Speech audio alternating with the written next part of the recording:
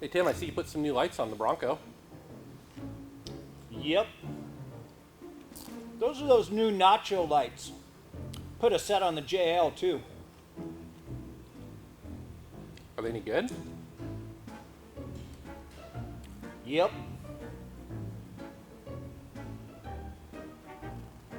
Tim, did you invite me down here just to set up a cheesy opening scene? Yep.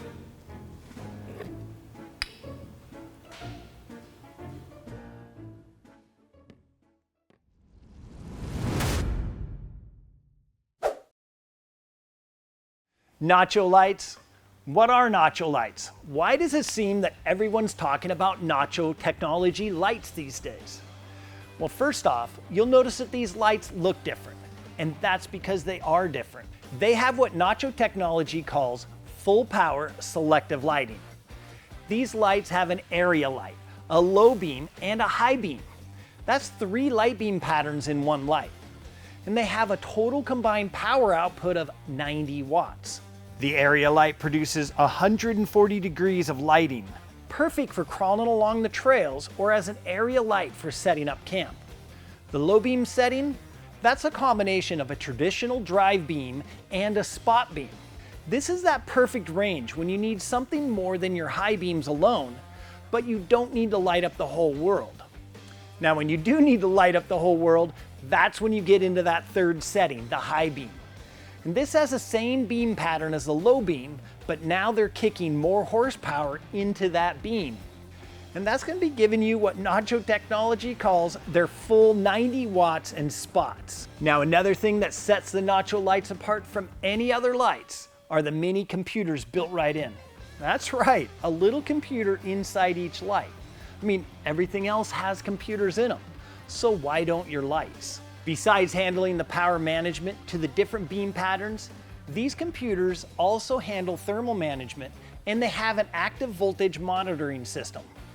The thermal management system, well, that protects the light from overheating. I mean, leave your lights on a hot night when the vehicle isn't moving, and those lights can get hot.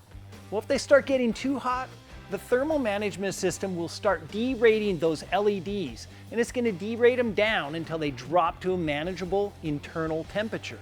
Start your vehicle moving again, get the airflow to cool the lights down, and the TMS will start uprating the LEDs until they have full power again.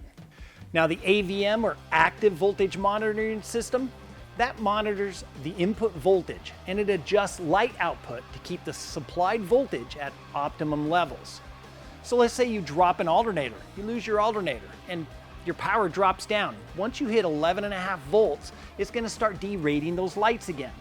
Once you get down to 9 volts, it'll actually shut those lights off, and that's to help conserve battery voltage for engine run functions so you can get back to camp.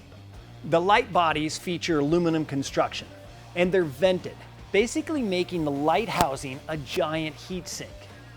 Then the lenses are impact-resistant polycarbonate, and that's for long life durability.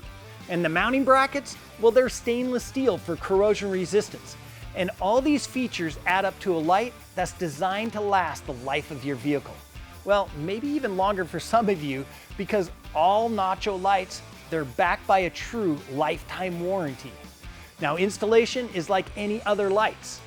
For the Nacho combo white lights on our yellow JL, we use the Grimm off-road A-pillar mounts and wired them to a S-Pod power distribution module under the hood. The installation was simple, and the completed assembly, well, that looks great. Now, Nacho Technologies also has their TM5 amber white lights, and that adds in an amber light for more inclement driving duties. So whether it be fog, rain, snow, or dust, that amber white light, well, they make driving in nasty conditions a lot nicer. And let me tell you, what's really cool is installing a set of both the combo whites and the amber whites like we did on the front of our Bronco.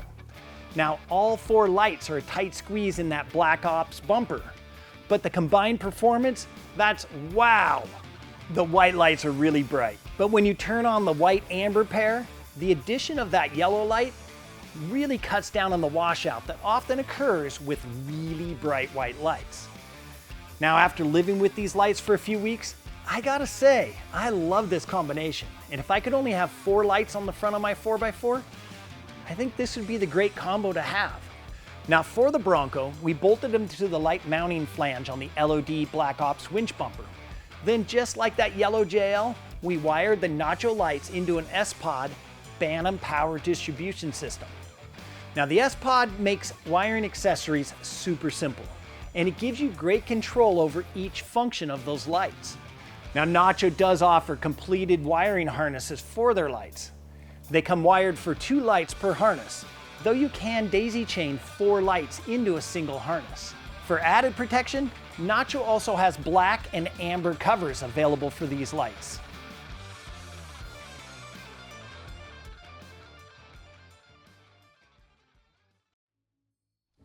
You know, Tim, I think it's time you tell people where they can buy a set of these.